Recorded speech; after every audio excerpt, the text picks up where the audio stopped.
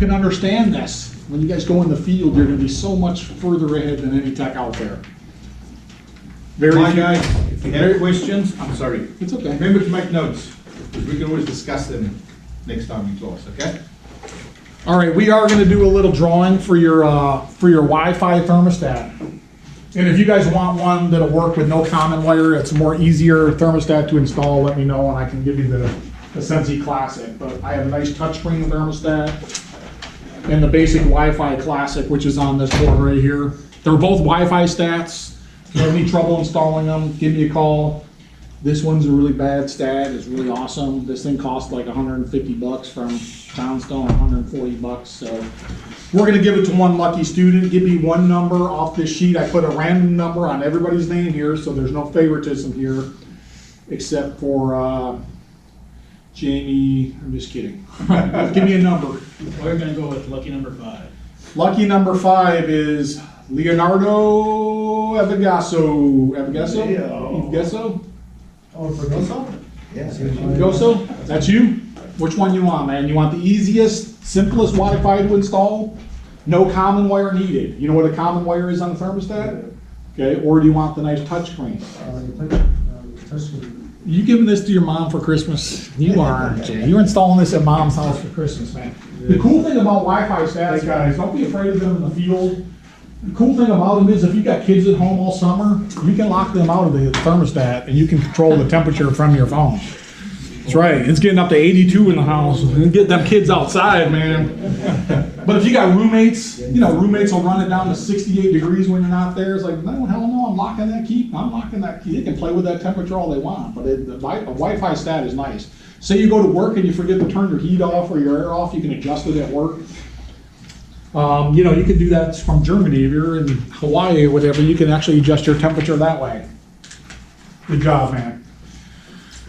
All right, so there are different ways of detecting and proving flame. There's visual, infrared, ultraviolet. There's electromechanical heat reactive switches, and then there's electrical thermocouple thermopiles that do flame rectification. When I was in the field, furnaces did look like that. I asked the class what they would do if they ran into a furnace that looks like that, and somebody said throw in another piece of wood. It's not a wood burning stove, so just so you know. Somebody else said sell them a new system. Of course you want to sell new systems. And some of the companies that you'll go to work for will offer you a little commission or spiff to sell a system, so get good at that. I mean, it really is. If you show a homeowner an unsafe situation, you can sell systems that way. I mean, don't take advantage of people, but you know, you got to make a living too. And they'll save so much money on their electric bill. You know, a new system will save them money on their electric bill, so they'll see the savings and you'll look like the hero. I get paid $5 every time I say flame rectification, so this is my money slide. What is flame rectification? Why is it necessary? Where is it found? When is flame rectification observed? How is flame rectification achieved? We're going to troubleshoot the circuit, the IFC board, the flame sensor rod, the flame, the furnace, and the ground circuit. Will a furnace work without a good ground? It won't. You gotta have a good ground to have a good working furnace, guys. It's that important. And you will get furnaces that are badly grounded. Flame rectification is the process of proving that a flame is present in order to continue to safely allow gas or fuel to flow into a furnace for combustion. Flame rectification is dependent on an electrical circuit made up of a residential furnace and its components.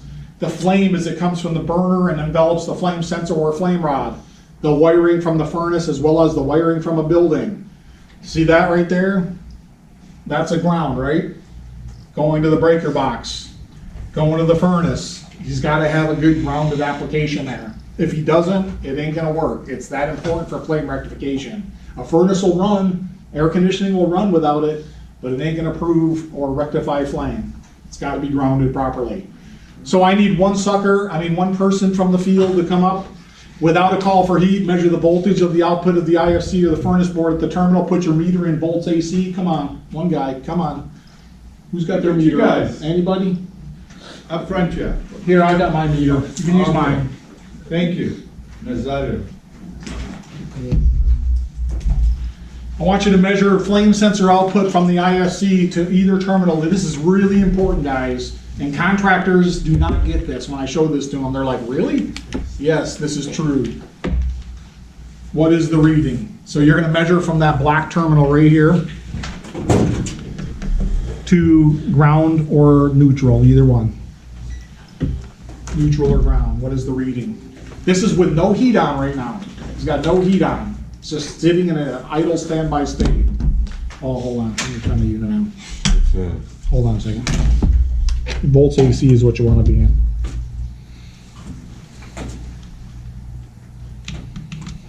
So he's in an off mode right there. Just sitting there, no heat on right now. What do you got? Nope, you want to measure from this black flame ISC right here. Yep, 2 up there. Here? Yep. What do you got? 50? There should be at least 40 volts AC there all the time, guys, and that's really important to understand. When a furnace is sitting in an idle state, that baby's always got voltage applied to it. About 40 or 50 volts AC, he's measuring 50 with his meter. About 40 or 50 volts AC all the time. The reason for that is if a flame starts, I want to rectify that flame. If there's an anomaly in the board or something, so we always have 40 volts AC applied to that. And the reason it's doing that is there's a resistor in that board kicking forward, it's taking 120 volts AC. There's no transformer knocking it down. It's just a resistor knocking it down to 40 volts AC to that line right there. Okay, that's really important to understand. Good job, man, you're good. Why is it necessary? If there was no flame proofing, the gas valve would continue to allow fuel to flow, most likely without combusting. Built up gas inside of a structure is an extremely unsafe situation. In the presence of heat, even a spark in oxygen, there could be an explosion. See that picture right there? That happens every single year in America. Okay, do not jump out that circuit in any way, shape, or form. A lot of these safeties can be jumped out. That one is very difficult on a new unit to jump out. But on older systems, old guys like me could jump them out to test them. But you better damn sure make sure you pull that jumper off. If you don't and you walk away, that's what's going to happen. Would that be good for your company that you're working for? How would you feel if you killed a family? Pretty damn bad. I feel pretty crappy myself, man. I mean, so just know that this can kill people. It's that important. All right, got it? You know I joke around a lot. This I'm not joking with.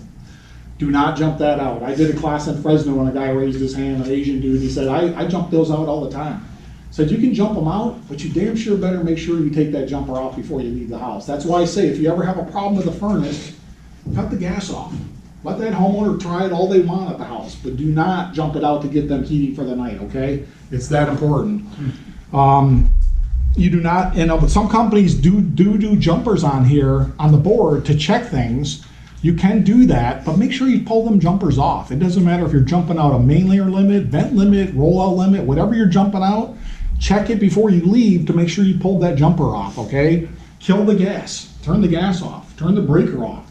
Make sure that they cannot start that unit. Because I'm the type of guy, I'm 58 years old, I get home at night, like, Dad, did I take that jumper off at the Johnson's house?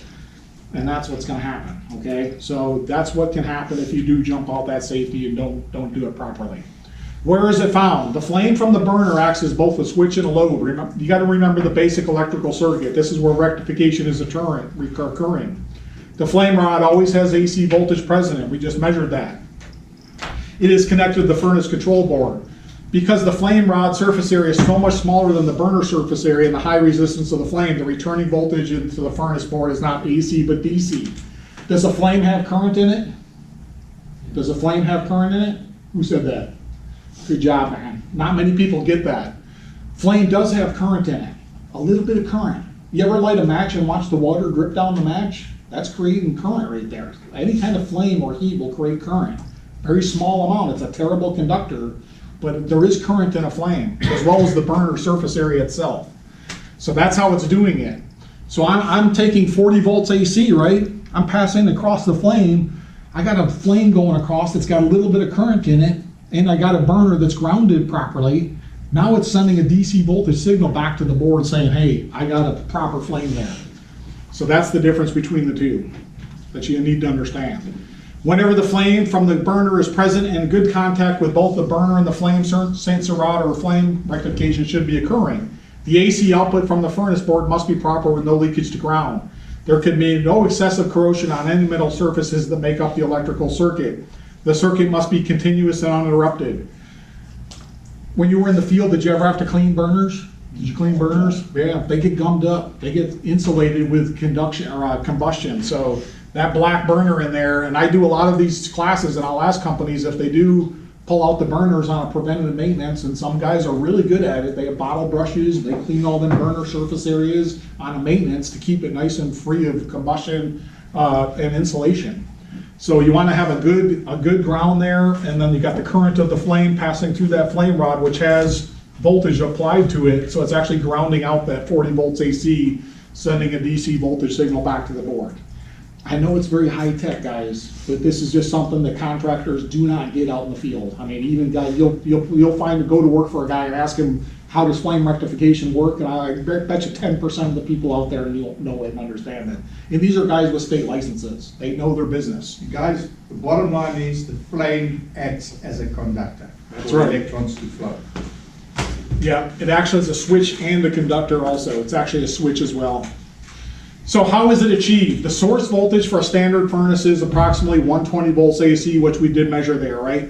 Alternating current means the voltage is changing polarity and the flow of electrons changes direction.